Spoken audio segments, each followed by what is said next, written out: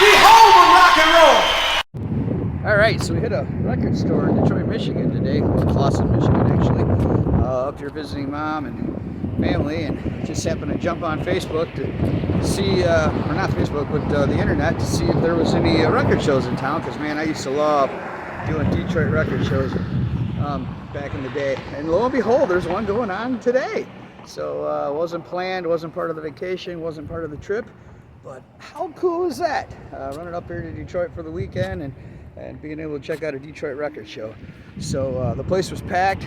They opened at 10. They had the pre-open at 8 for dealers. And, you know, the avid collectors charged a few more dollars to get in the door. And then 10 o'clock they opened. I was here right at 10. And I got the last BCW bag that they were giving away. The last one. It was sponsored, one of the sponsors here. And I got the very last one. So that was cool. I got here just in time. So we bought a few records, and we're going to take a look and show you what we got here today.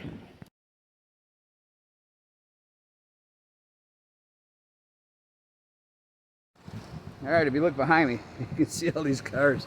This place is packed, and it's been this way since I got here at 10 o'clock this morning. And so just wanted to kind of give you an idea. So vinyl collecting is alive and well in the Motor City, Detroit Rock City, that's for sure. And that's what makes going to these kind of record shows fun, is it is Detroit Rock City, and you see some stuff in Detroit that you just don't see in other towns. And I'm looking at a guy right now. He's got a license plate. I won't tell you what state it's from, but his license plate's a vanity plate, and it says vinyl. How cool is that? All right, we're going to show you some of the highlights of the record show in Detroit Rock City. So first of all, I'm in line, and I didn't get there right when it opened, but I got there not long after it started, after it opened. And I went in line, and they're handing out these bags. Well, I get up to pay for my entry, and they hand me a bag, and I got the last bag of the day. How cool is that? So it's a BCW bag. They were one of the sponsors of the show, and I got the last bag. It was awesome because my wife wasn't with me on this trip, and you know, normally she'll help me carry stuff around. So you're in Detroit, and you're at a record show, and you're buying records, and yeah, look at that. What do you find? Look at this. This is called Tiger Thriller. It's got a copyright from 1984, the year that they won the World Series. I was a junior in high school, well, a senior by the time that they won it, junior when the season started. And I've never seen this before, but this is from the 1984 season, and it's about the Detroit Tigers. Very, very cool. Very excited to have that one. And as I said, you're in Detroit, so what do you buy? How about some Motown stuff? Yeah, I've never owned this one before. All those years growing up in Detroit, living in Detroit, you know, and my dad telling me the stories about hanging out on the steps of Motown while, you know, the stars were in there making their music, and you know, just seeing the guys walking up and down the streets in the neighborhood that he lived in, because he lived right there. He went to high school with Diana Ross. And I never owned this record before. I've got a lot of Motown music, but I never owned this one. So I was glad to get my hands on this one while I was up there. Then we grabbed this one. I got back and realized that I already had it. Oops, but this is a much cleaner copy than the one I had. So we're going to keep this one and get rid of the other one. So big John Cougar fan, and the price was right on this one. This one's nothing to write home about, but I don't own this one either, and I own pretty much everything he's ever done, so that was cool. Steve Earle, probably my favorite country artist, and one of his early records, and I think it was his second record, this one right here, Exit O. This is taking you back to 1987, and yeah, I never owned this one before either. It's got one of my son's favorite songs on it, Sweet Little 66. That's a cool track. The Rain Came Down, I Ain't Never Satisfied. I mean, like, I lived, that was one of my theme songs when I was younger. Great, great record. Picture discs. I love picture discs. I got a whole wall of them. We'll do a show on that one day, and we'll talk about them. And I found the Steve Miller Band picture disc. This is just one of the iconic picture discs of the 70s. Like, this is up there with Supertramp's Breakfast in America, ELO's Out of the Blue, and Boston's debut album. I mean, just iconic, iconic album covers. Just such great artwork in the 70s. And, well, that's why vinyl is still hanging around today, because it was just so good. So much talent put into it. All right, again, you're in the Detroit area, you're at a record show, and you like to buy stuff that you're probably not going to find down here in Tennessee. Yeah, Danny McLean at the organ. Never owned this one either. And this is just one that you own to own.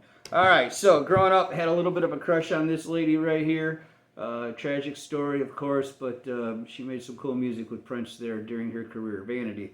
Michael Stanley Band. This one's got My Town on it, and I guess I bought this one because back when Michael Stanley Band from Cleveland, Ohio, and they did well in Detroit. Like they got radio play in Detroit on the Detroit radio stations, being right there from the region.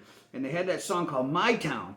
And there was a couple spots in the song where some of the radio stations, namely WRIF, they would drop the Detroit in there, so it'd be My Town, Detroit in there, and that was the version. Now you couldn't buy that anywhere because it's something they did at the radio station, but this song or this album has My Town on it, and every time I hear that, I think of that. I wish I could find that somewhere. If you're out there in YouTube land and you've got that recorded like off the radio from back in the day where they're playing My Town, and it's just Detroit, someone drops it in there, that would be kind of cool. 12-inch singles, I always like to buy them. This is the one from Sly Fox, Let's Go All the Way. That was a big hit when I was DJing at the roller rink that I met my wife at. Bob and Doug McKenzie, take off, take off, huge in Detroit area when these guys were out. Of course, they were from across the border, and we got a lot of Canadian music played in the Detroit area because we picked up some of the Windsor and the Canadian stations, and these guys were just absolutely awesome. And I'm standing there and I'm looking through the discount bin, and I come across this record, and the guy's like, dude, I'm telling you, that record's way underpriced. Buy it.